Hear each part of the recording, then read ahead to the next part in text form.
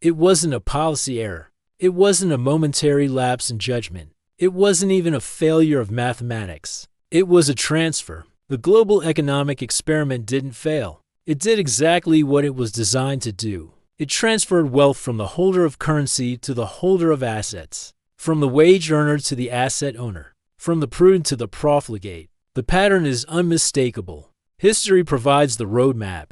We will look at 3 specific case studies to prove it: the Roman Empire, the Spanish Empire, and the Weimar Republic. Then we will look at the arithmetic of today. Look at Rome under Nero. The year is 64 AD. The empire is at its peak dominance. But the costs are staggering. Legions need payment to hold the frontiers. The bureaucracy needs funding to manage the provinces. Taxes are already high. Raising them further risks rebellion. So Nero chooses the monetary shortcut. He reduces the silver content of the denarius from 100% purity down to 90%. Later emperors push it to 50%, eventually. The coin is merely copper with a silver wash. The government pays its bills with lighter coins. The incentive is survival, but the market reacts. Prices rise to match the dilution. A Roman soldier finds his pay buys half the wheat it used to. The middle class is hollowed out. Wealth flees the city for the countryside. Into land. Into anything the emperor cannot print. The social fabric fractures as the currency dies. Just like the Roman Empire, the Spanish Empire thought it was immune. The 16th century. Spain dominates the globe. Gold and silver flow from the Americas in unprecedented quantities. But the crown spends it faster than it arrives. Endless wars in Flanders. Imperial expansion. The debt mounts. By the early 17th century, under Philip III and Philip IV, the silver is gone. They turn to vellon, a mixture of copper and silver, then just copper. They restamp the coins to double their face value by royal decree. It creates a temporary illusion of solvency. But the price revolution destroys the domestic economy. A shoemaker in Castile sees the cost of leather triple. Wages lag behind prices. The aristocracy, holding land and titles, survives. The labor is crushed. The empire enters a slow, grinding decline that lasts centuries. Just like the Spanish Empire, Weimar Germany believed it could outsmart the arithmetic. 1914 to 1923. The cost of war is astronomical. Then comes the crushing weight of reparations. The government cannot tax enough to pay. They cannot borrow enough to pay. So they print. At first, it feels like an economic boom. Exports rise. Unemployment is low. But the currency is rotting from the inside. The printing press runs 24 hours a day. A loaf of bread goes from less than a mark to billions. The pensioner, who saved for a lifetime, is destitute. Her savings cannot buy a cup of coffee. But the industrialist, the man who borrowed heavily to buy factories, his debt is wiped away. He owns real assets. His liabilities are inflated into nothingness. The transfer is complete. The middle class is radicalized.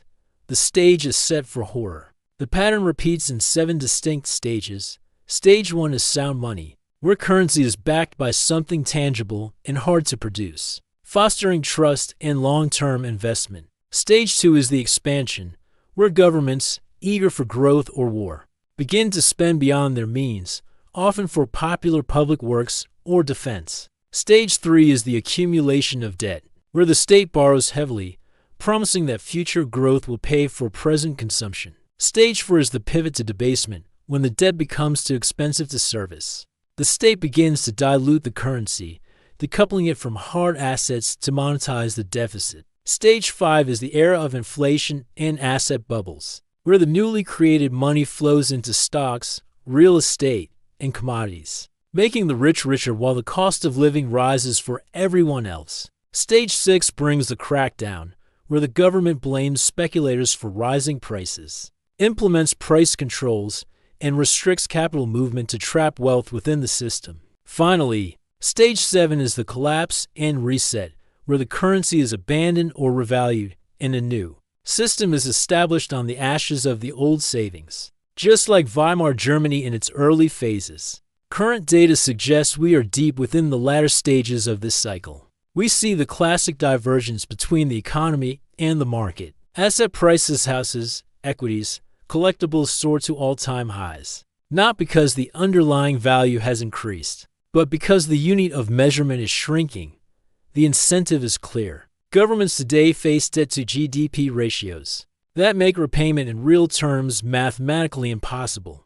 To pay off the debt honestly would require austerity measures so severe they would trigger immediate political revolution. Under these constraints, the rational move is to inflate the debt away.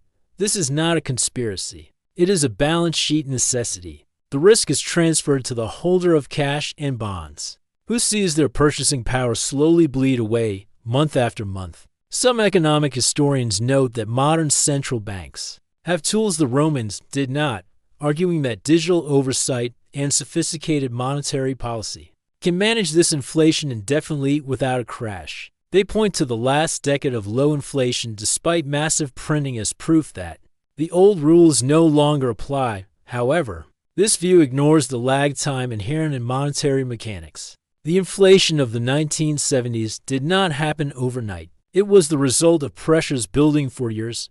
Furthermore, the arithmetic is merciless. When interest payments on sovereign debt consume a significant percentage of tax revenue, the central bank is forced to print more just to keep the government solvent. This creates a feedback loop that no amount of technological sophistication can break. History suggests three potential endgames. The first is controlled decline, often called financial repression. This occurred in the West after World War II, where interest rates were held artificially below the rate of inflation for decades. This slowly liquidated the massive war debt at the expense of savers, a silent tax that lasted a generation.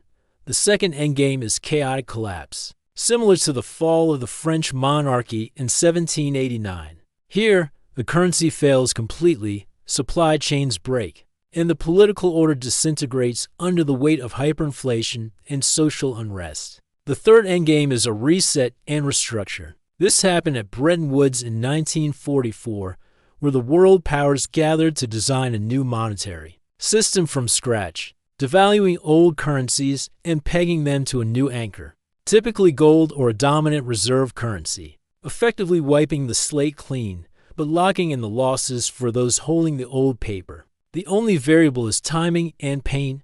Subscribe to the channel. Educate yourself on monetary history. Build resilience into your personal economy. Pay attention to the data, not the headlines. You have to operate with a level of brutal honesty that is socially unacceptable. You have to look in the mirror and admit that you are the problem. Your debt is your fault. Your lack of savings is your fault. Your bad investments are your fault.